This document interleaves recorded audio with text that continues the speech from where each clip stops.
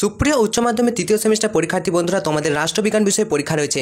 আর এই রাষ্ট্রবিজ্ঞান বিষয়টিকে আমরা টার্গেট রেখে আজকের আমাদের বিশেষ ভিডিও। হ্যাঁ বন্ধুরা, তোমরা ঠিকই শুনেছো, কালকে যে সমস্ত প্রশ্নগুলো আসবে সেই রকমই প্রশ্ন তোমরা আমাদের এই ভিডিও থেকে পেয়ে যাবে। আমরা একাধিক ভিডিও আপলোড করেছি ইতিমধ্যেই, আরও কয়েকটি সাজেশন কিন্তু আমরা আপলোড করে দিয়েছি। আশা করছি তোমরা দেখে নিয়েছো। তো কারা কারা দেখেছো সেগুলো কিন্তু অবশ্যই কমেন্ট করে জানাবে। যদি তোমরা খুঁজে না পাও সেই ভিডিওগুলো, তোমাদেরকে একবার আমি জাস্ট দেখে দেবো, তারপরে আজকের এই ভিডিওটা শুরু করব। তো প্রথমে দেখো কি করবে। তোমরা এই মুহূর্তে যে ভিডিওটা দেখছো, যেই চ্যানেলে এনজয় এক্সাম, এই চ্যানেলটাকে তোমরা চলে আসবে, এনজয় এক্সাম, ঠিক আছে? ভিডিওটা দেখছো তো এরপর তোমরা একটু হোম পেজে চলে আসবে। এবার দেখো এখানে তোমাদের সামনে দেখতে পাচ্ছ প্লেলিস্ট বলে কিন্তু একটা অপশন আছে, দেখতে পাচ্ছ অনস্ক্রিন। তো এই প্লেলিস্ট অপশনে তোমরা কিন্তু ক্লিক করবে। প্লেলিস্ট অপশনে ক্লিক করার পর তোমাদের সামনে কিন্তু এরকম একটা ইন্টারফেস চলে আসবে। অনস্ক্রিন তোমরা দেখতে পাচ্ছ, একটু নিচের দিকে স্ক্রল ডাউন করবে এবং দেখতে পাবে দেখো class 12 semester 3 political science question. Just এখানে ক্লিক করবে। 100% কিন্তু কমন তোমাদের জন্য রয়েছে। হ্যাঁ বন্ধুরা, তোমরা ঠিকই শুনেছো, 101% কমন থাকছে। তো জাস্ট এখানে কিন্তু আমরা কটা ভিডিও আপলোড করেছি, মাত্র 6টা ভিডিও কিন্তু আপলোড করেছি। তো এই ভিডিওগুলো তোমাদেরকে জাস্ট দেখতে হবে। তোমরা অনেকেই দেখেছো, আমরা বুঝতেই পারছি। দেখো লাস্ট মিনিট দেখো 10 মিনিট 11 মিনিটে করে এক একটা ভিডিও। তো তোমাদের 6টা ভিডিও আছে, অবশ্যই প্রত্যেকটা ভিডিও দেখার চেষ্টা করবে। না হলে অন্তত 5 থেকে 6টা ভিডিও কিন্তু অবশ্যই দেখবে। প্রত্যেকটা ভিডিও কিন্তু অত্যন্ত গুরুত্বপূর্ণ এবং সাজেস্টিভ প্রশ্ন কিন্তু তোমাদের জন্য রাখা আছে, যা তোমাদের কালকের পরীক্ষায় 100% কমন আনতে কিন্তু সাহায্য করবে। আবার বলছি, একটা ভিডিও নয়, এই প্রত্যেকটি ভিডিও কিন্তু দেখে যাও। আমরা দেখো পার্ট করে গোটা সিলেবাসটা তোমাদের কভার করা আছে এই ভিডিওগুলোতে, ঠিক আছে? তো তার জন্য এই ভিডিওগুলো তোমাদের লাস্ট মিনিট দেখতে হবে। তোমরা যারা দেখে নিয়েছো, তোমাদের জন্য অবশ্যই এনজয় এক্সাম, তোমাদের পরীক্ষা ভালো হতে চলেছে, নো চিন্তা। তো চলো, নো টেনশন, তোমাদের পরীক্ষা ভালো হতে চলেছে, তো চিন্তা নেই। আর তোমাদেরকে যেটা বলি, এই আজকের যে ভিডিওটা আলোচনা করছি প্রশ্নগুলো, এই প্রশ্নগুলো রয়েছে অত্যন্ত গুরুত্বপূর্ণ। তোমরা দেখলেই বুঝতে পারবে প্রশ্নগুলো কতটা ইম্পর্টেন্ট। আমি একটু তাড়াতাড়ি তোমাদের মানে সম্পূর্ণ ভিডিওটা কভার করার চেষ্টা করবো, একটু তাড়াতাড়ি, খুব তাড়াতাড়ি। হ্যাঁ, তো চলো প্রথম প্রশ্ন দেখো, ভালো করে দেখো, মনোযোগ সহকারে দেখো প্রত্যেকটি প্রশ্ন। ঠান্ডা লড়াই প্রারম্ভিক ঘোষণা করেছিলেন কে? দেখো ঠান্ডা লড়াই প্রারম্ভিক ঘোষণাটা করেছিলেন ফ্রিডম্যান, ঠিক আছে? সরি, অপশানে নেই। তো ঠান্ডা লড়াই প্রারম্ভিক ঘোষণাটা কে করেছিল? মনে রাখো, এটা হচ্ছে চার্চিল হবে, ঠিক আছে? Option number A is the correct answer.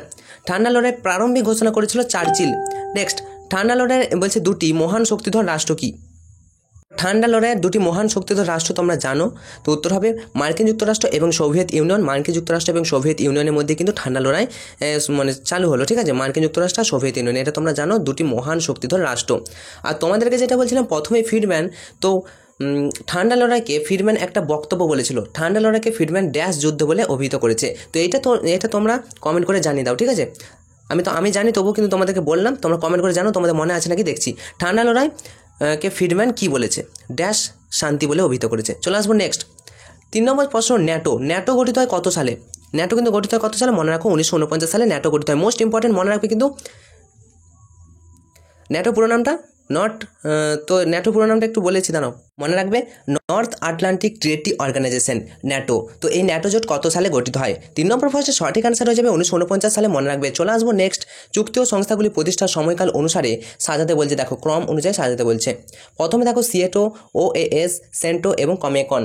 তো দেখতেই পাচ্ছ 4 নম্বর প্রশ্নের সঠিক অ্যান্সার আমি তোমাদেরকে বলেছি অপশন নাম্বার ডিটা কিন্তু হবে, একটু তোমরা দেখে নাও, ঠিক আছে? প্রথমে কোনটা হয়েছিল, তারপর কোনটা, তারপর আমি বলে দিচ্ছি। 2 নম্বর হচ্ছে ওএএস, তারপর হচ্ছে 4 নম্বর অর্থাৎ কমেকন, তারপর হচ্ছে 1 নম্বর অর্থাৎ সিয়াটো এবং 3 নম্বর হচ্ছে সেন্টো, ঠিক আছে? চুক্তি ও সংস্থাগুলি প্রতিষ্ঠার সময়কাল অনুসারে সাজিয়ে দেওয়া হলো। Option number D is the correct answer. Next 5 নম্বর প্রশ্ন, অভ্যন্তরীণ সংকটের কারণে সোভিয়েত ইউনিয়নের 1991 খ্রিস্টাব্দে পতন ঘটে। মোস্ট ইম্পর্টেন্ট, মনে রাখবে, ঠান্ডা লড়াইয়ের কিন্তু অবসান ঘটে 1991 খ্রিস্টাব্দে। কিসের মাধ্যমে? সোভিয়েত ইউনিয়নের পতনের মাধ্যমে, ঠিক আছে? এর কারণ বলছে পেরেস্তাইকা নীতির ঠান্ডা লড়াইয়ের অবসানের জন্য দায়ী ছিল না। এখানে কি বলছে দেখো, তাহলে এখানে কোনটা সত্য কোনটা মিথ্যা তোমাদের কিন্তু নিরূপণ করতে হবে। 5 নম্বর প্রশ্নের সঠিক অ্যান্সারটা আমি তোমাদের বলেছি যে অপশন নাম্বার এটা কিন্তু সঠিক একেবারেই। 1951 খ্রিস্টাব্দে ঠান্ডা লড়াইয়ের অবসান ঘটে এবং যেটা সোভিয়েত ইউনিয়নের পতনের মাধ্যমেই।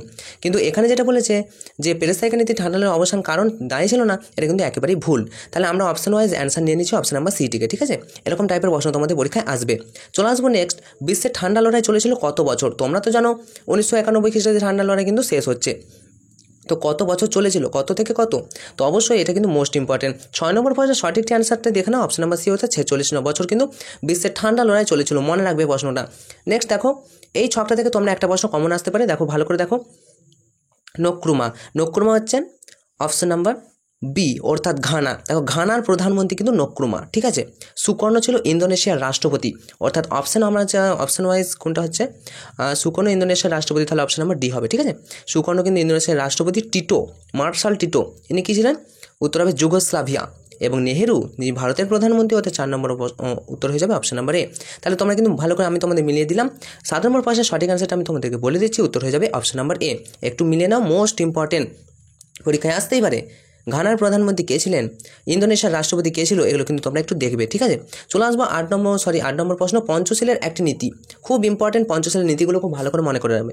পঞ্চশীলের তার এই 4টে অপশনের মধ্যে একটা নীতি কিন্তু আছে, উত্তর হয়ে যাবে শান্তিপূর্ণ সহাবস্থান। পঞ্চশীলে একটা মোস্ট ইম্পর্টেন্ট নীতি, ভালো করে প্র্যাকটিস করো, ঠিক আছে। চলে আসবো 9 নম্বর প্রশ্ন, বলছে 1941 সালে আন্তর্জাতিক স্বাক্ষরিত হয় 1941 সালে স্বাক্ষরিত হয় আটলান্টিক সনদ, ঠিক আছে। এটা কিন্তু একেবারেই সত্য, মনে রাখবে তোমরা। 2 নম্বর কী বলছে, স্টালিন এবং চার্চিল তেহরান ঘোষণায় স্বাক্ষর করেন, একদম স্টালিন এবং চার্চিল কিন্তু তেহরান ঘোষণায় স্বাক্ষর করেছিল। তো 9 নম্বর প্রশ্নের সঠিক অ্যান্সার হয়ে যাচ্ছে অপশন নাম্বার সি, ঠিক আছে। বিবৃতি দুটো বিবৃতি কিন্তু সঠিক।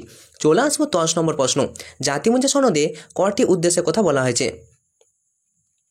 তো দেখো জাতিপুঞ্জের সনদে কটি উদ্দেশ্যের কথা বলা হয়েছে, মোস্ট ইম্পর্টেন্ট প্রশ্ন, মনে রাখবে 4টি উদ্দেশ্যে কিন্তু কথা বলা হয়েছে। আমরা আগের সেটে বলেছিলাম 4টি উদ্দেশ্যের কথা বলা হয়েছে, মোস্ট ইম্পর্টেন্ট, মনে রাখবে কিন্তু। নেক্সট, সাধারণ সভায় শান্তির জন্য সম্মিলিত হওয়ার প্রস্তাবটি স্বাক্ষরিত হয় কত সালে? পরীক্ষা আসার মতো প্রশ্ন, প্রায় 95% আসার মতো কিন্তু প্রশ্ন এটা। উত্তর হয়ে যাবে 1950, মনে রাখবে 1950 সালে শান্তির জন্য সম্মিলিত হওয়ার প্রস্তাব গৃহীত হয়। চলে আসবো নেক্সট প্রশ্ন, দেখো 12 নম্বর প্রশ্ন, প্রথমে নিরাপত্তা পরিষদের সদস্য রাষ্ট্রের সংখ্যা ছিল বলছে 11, ঠিক আছে। তো প্রথমটা একদম কিন্তু সত্য।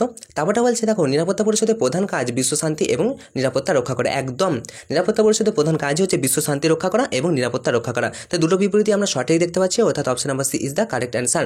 নেক্সট দেখো মহাসচিবকে জাতিপুঞ্জের 3য় উপাদান বলেছে, কে বলেছে? এটাও কিন্তু মোস্ট ইম্পর্টেন্ট, মনে রাখবে ইচেল বার্জার কিন্তু মহাসচিবকে জাতিপুঞ্জের 3য় উপাদান বলেছে। নেক্সট, বিশ্বব্যাংক কাদের নিয়ে গঠিত হয়? দেখো বিশ্বব্যাংক কিন্তু একজন সভাপতিকে নিয়ে গঠিত হয়।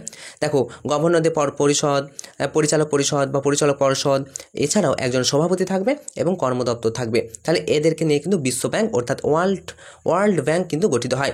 নেক্সট আমরা চলে আসবো ইউনেস্কো পুরো নাম হচ্ছে United Nations Educational Scientific and Cultural Organization. এর প্রধান কার্যালয় কোথায় অবস্থিত? মনে রাখবে প্যারিসে, অর্থাৎ option number D is the correct answer. Next প্রশ্ন, IMF, তাহলে ইউনেস্কো প্রধান কার্যালয় মনে রাখবে কিন্তু মোস্ট ইম্পর্টেন্ট প্রশ্ন, পরীক্ষা আসার মতো প্রশ্ন।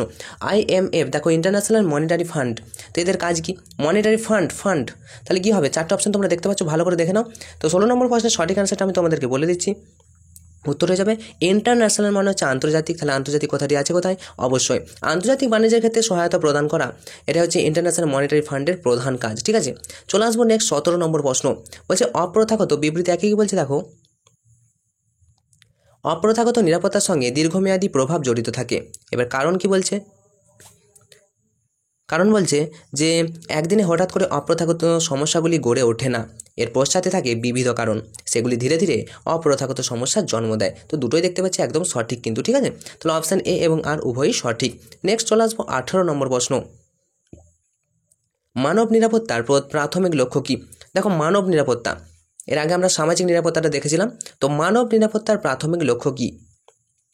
উত্তর হয়ে যাবে ব্যক্তিকে সুরক্ষা প্রদান, এটা হবে মানব নিরাপত্তার প্রাথমিক লক্ষ্য, ব্যক্তিকে সুরক্ষা প্রদানই হবে মানব নিরাপত্তার প্রাথমিক লক্ষ্য। নেক্সট, ABM চুক্তি সম্পাদিত হয় কত সালে?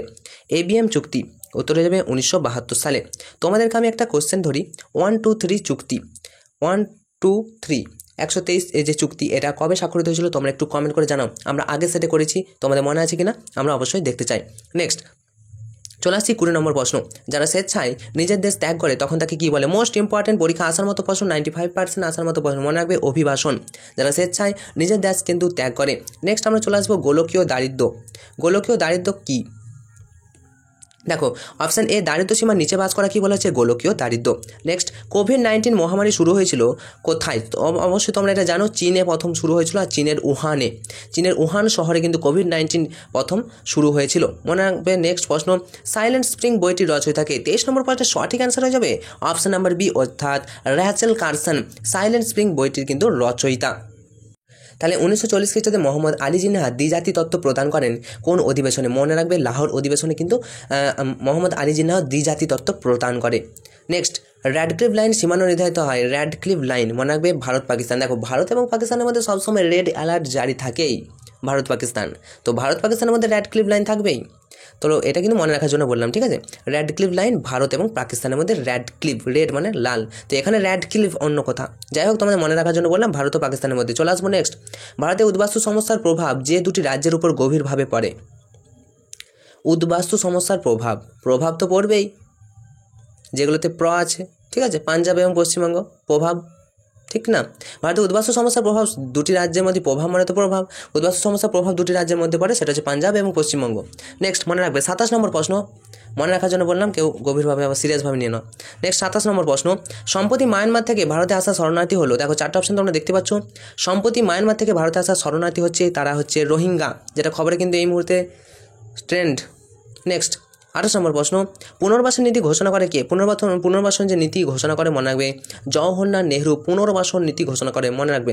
নেক্সট 29 নম্বর প্রশ্ন, রাজনৈতিক দল হলো এমন একটি সংঘ যার একটি নির্দিষ্ট কাঠামো আছে, মন্তব্যটি কে করেছেন? মোস্ট ইম্পর্টেন্ট প্রশ্ন, এটা 95% আসার মতো প্রশ্ন, মনে রাখবে। তো উত্তর হয়ে যাবে অপশন নাম্বার এ, অর্থাৎ দুভারজার, ঠিক আছে, দুভারজার। ইনি বলেছেন যে আন্তর্জাতিক দল হলো, রাজনৈতিক দল হলো এমন একটি সংঘ একটি যার নির্দিষ্ট কাঠামো আছে। নেক্সট, এদের মধ্যে কোনটি রাজনৈতিক দলের বৈশিষ্ট্য নয়? মোস্ট ইম্পর্টেন্ট, রাজনৈতিক দলের বৈশিষ্ট্যগুলো আমি তোমাদের বলেছি, তারপরে কোনটা বৈশিষ্ট্য নয় সেটা তোমরা নিজেরাই বুঝতে পারবে। দেখো কী আছে, সমমতাদর্শ, দেখো সমমতাদর্শ প্রদর্শন প্রত্যেকটি রাজনৈতিক দলে একটা বৈশিষ্ট্য, সুনির্দিষ্ট একটা কর্মসূচি থাকে, এরপরে কি হবে, কোন কর্মসূচি, কোথায় মিটিং হবে, একটা সুনির্দিষ্ট কর্মসূচি কিন্তু থাকে এক একটা রাজনৈতিক দলে, প্রত্যেকটি রাজনৈতিক দলেই থাকে। প্রত্যেকটি রাজনৈতিক দলে দেখবে দলীয় পতাকা থাকে আলাদা আলাদা এবং প্রতীক থাকে, মানে চিহ্ন, যেমন তৃণমূলের চিহ্ন আলাদা, টিএমসি চিহ্ন আলাদা, বিজেপি চিহ্ন আলাদা, কংগ্রেসের চিহ্ন আলাদা, তারপরে ব্রাহ্মণ সরকারের চিহ্ন আলাদা, সবারই চিহ্ন কিন্তু একটা আলাদা থাকে। তো দলীয় পতাকা এবং পতাকা সবগুলোই কিন্তু থাকে। সমমতাদর্শ, সুনির্দিষ্ট কর্মসূচি, দলীয় পতাকা, এগুলো কিন্তু থাকছেই। বাট পেশাগত গোষ্ঠীর স্বার্থ রক্ষা এটা কিন্তু কোনো রাজনৈতিক দলের বৈশিষ্ট্য হওয়া উচিত নয়। চলে আসবো আমরা 31 নম্বর প্রশ্ন, এদের মধ্যে দেখো বলছে কোনটি রাজনৈতিক দলের কাজ নয়? উত্তর হয়ে যাবে 4টা অপশানে। দেখো সরকারের বিরোধিতা করা কিন্তু রাজনৈতিক দলের একটা প্রধান কাজ, সেটা তোমরা জানো, প্রত্যেকটি রাজনৈতিক দল অপর রাজনৈতিক দলের বিরোধিতা করবেই। প্রার্থী মনোনয়ন করা এটা তো একটা কাজ, আইন প্রণয়ন করা এটাও কাজ, বাট সংস্কৃতির প্রসার ঘটানো এটা কোনো রাজনৈতিক দলের কাজ নয়, মনে রাখবে। নেক্সট আমরা চলে আসবো, ভারতীয় জাতীয় দল হিসেবে স্বীকৃতির জন্য কোনো রাজনৈতিক দলকে কমপক্ষে কটি রাজ্যে উপস্থিত থাকতে হবে? দেখো মনে রাখবে কমপক্ষে 4টি রাজ্যে কিন্তু উপস্থিত থাকতে হবে, তবে কোনো ভারতীয় জাতীয় দল হিসেবে স্বীকৃতি পাবে। 4টি দলকে, ঠিক আছে, 4টি মানে দলকে কমপক্ষে 4টি রাজ্যে কিন্তু উপস্থিত থাকতে হবে। চলে আসবো আমরা 33 নম্বর প্রশ্নে। 33 নম্বর প্রশ্ন কি বলেছে একবার তাড়াতাড়ি দেখে নাও। দেখো সাধারণভাবে আঞ্চলিক ভাবাবেগের উপর ভিত্তি করে আঞ্চলিক দলগুলি উদ্ভব ঘটে। এ আঞ্চলিক দল 1949 খ্রিস্টাব্দে প্রতিষ্ঠিত হয়। এই দলের প্রতীক চিহ্ন হলো দুটি পাহাড়ের মাঝখানে উদিত সূর্য। এই আঞ্চলিক দলটি হলো, দেখো তাহলে এত বলার দরকার থাকেনি, বলতে হতো যে দলের প্রতীক চিহ্ন দুটি পাহাড়ের মাঝখানে উদিত সূর্য, সেটা বললেই হবে, এবং যেটা 1949 সালে প্রতিষ্ঠিত হয়েছিল, ঠিক আছে। 4টা অপশন তোমরা দেখতে পাচ্ছ, কোন দলের চিহ্ন পাহাড়ি অঞ্চলের এবং গায়ে প্রতীক সূর্যের কিন্তু চিহ্ন থাকছে, ঠিক আছে, রাইজিং সান, উদিত সূর্য। তো 33 নম্বর প্রশ্নের সঠিক অ্যান্সার হয়ে যাবে, 4টা অপশন তোমরা দেখতে পাচ্ছ, কোনটা হবে? অবশ্যই তামিলনাড়ুর ডিএমকে, মনে রাখবে তামিলনাড়ুর ডিএমকে। তোমরা অনেকেই প্রশ্ন করেছো, এটা কিন্তু একটা আঞ্চলিক দল, ঠিক আছে, আঞ্চলিক দল। চলে আসবো আমরা নেক্সট 34 নম্বর প্রশ্নে, ভারত শ্রীলঙ্কার সম্পর্কে অবনতি ঘটেছে, কি বলেছিল? সত্য মিথ্যা নিরূপণ করতে বলেছে, ঠিক আছে। তো প্রথমটা দেখো, ভারত শ্রীলঙ্কার সম্পর্কে অবনতি ঘটেছে, হতেই পারে অবনতি ঘটা। এবার হচ্ছে ভারত শত্রু রাষ্ট্র চীনের সঙ্গে শ্রীলঙ্কার ঘনিষ্ঠ সম্পর্ক গড়ে উঠেছে। একদম ভারতের যে শত্রু চীন, তো চীনের সঙ্গে শ্রীলঙ্কার একটা ঘনিষ্ঠ সম্পর্ক ইতিমধ্যে গড়ে উঠেছে বলেই ভারত আর শ্রীলঙ্কার সম্পর্কে একটু একটু ছেদ ধরেছে, ঠিক আছে, অবনতি ঘটেছে। এটা কিন্তু একদম সঠিক অ্যান্সার বলতে পারো, কারণ এটা মানে 2 নম্বরটা 1 নম্বরের কারণ, ঠিক আছে। নেক্সট চলে আসবো 35 নম্বর প্রশ্ন, দেখো কোন দেশ সর্বপ্রথম ভারতে অনলাইন পেমেন্ট অ্যাপ্লিকেশন করেছে? অ্যাপ্লিকেশন ভীমকে গ্রহণ করেছে, BHIM। তো 35 নম্বর প্রশ্নের সঠিক অ্যান্সার আমি তোমাদেরকে বলেছি option number B, Bhutan, option number A, Bhutan, ঠিক আছে। ভুটান কিন্তু প্রথম অনলাইন পেমেন্ট অ্যাপ্লিকেশন গ্রহণ করেছে ভীমকে, ঠিক আছে। নেক্সট মার্কিন গোয়েন্দা সংস্থার নাম কি? দেখো মার্কিন গোয়েন্দা সংস্থা, ভারতের গোয়েন্দা সংস্থার নাম কি তোমরা এটা বলে যাও, ঠিক আছে, সবাই জানো। তো মার্কিন গোয়েন্দা সংস্থার নাম হচ্ছে CIA, মনে রাখবে CIA, অর্থাৎ 4টা অপশন তোমরা দেখতে পাচ্ছ, অপশন নাম্বার এ। নেক্সট এবার দেখো ভারত রাশিয়া মৈত্রী চুক্তি স্বাক্ষরিত হয় কত সালে? ভারতের রাশিয়া মৈত্রী চুক্তি স্বাক্ষরিত হয়েছিল কিন্তু মনে রাখবে 1993 সালে, ঠিক আছে? 1993 সালে ভারত রাশিয়া মৈত্রী চুক্তি স্বাক্ষরিত হয়। নেক্সট পঞ্চশীল চুক্তি যখন সম্পাদিত হয় তখন চীনের প্রধানমন্ত্রী তো চৌ এনলাই, বাট ভারতের প্রধানমন্ত্রী কে ছিল? কমেন্ট করে জানাতে পারো। পঞ্চশীল চুক্তি যখন সম্পাদিত হয় তখন চীনের প্রধানমন্ত্রী মনে রাখবে চৌ এনলাই, ঠিক আছে? নেক্সট প্রশ্ন, প্রথম পারমাণবিক বিস্ফোরণ কী নামে পরিচিত? মোস্ট ইম্পর্টেন্ট 95% আসার মতো প্রশ্ন, মনে রাখবে স্মাইলিং বুদ্ধ, অর্থাৎ অপশন নাম্বার ডি, প্রথম পারমাণবিক বিস্ফোরণ কিন্তু এই নামেই পরিচিত। নেক্সট এনপিটিতে স্বাক্ষরকারী রাষ্ট্রের সংখ্যা কটি? উত্তর মনে রাখো 191টি, অর্থাৎ option number C is the correct answer. 191টি রাষ্ট্র কিন্তু এনপিটিতে স্বাক্ষর করেছিল। তো এই ছিল তোমাদের 40টি প্রশ্ন। তোমাদের পরীক্ষা খুব ভালো হোক এই শুভকামনা জানিয়ে আজকের মতো ভিডিওটা এখানেই শেষ করবো। ভিডিওটা ভালো লাগলে অবশ্যই লাইক করো, আর বন্ধুদেরকে তোমাদেরকে জাস্ট একটু শেয়ার করে দিতে হবে, ঠিক আছে? আর এই প্রশ্নগুলো তোমাদের পরীক্ষা আসতে চলেছে, তো নো টেনশন। আর যে সেটগুলো দিয়েছি সেই সেটগুলো কমপ্লিট করে যাও, তোমরা 100% কমন পাবে। তোমাদের পরীক্ষা ভালো হোক এই শুভকামনা জানাই। Enjoy exam, all the best.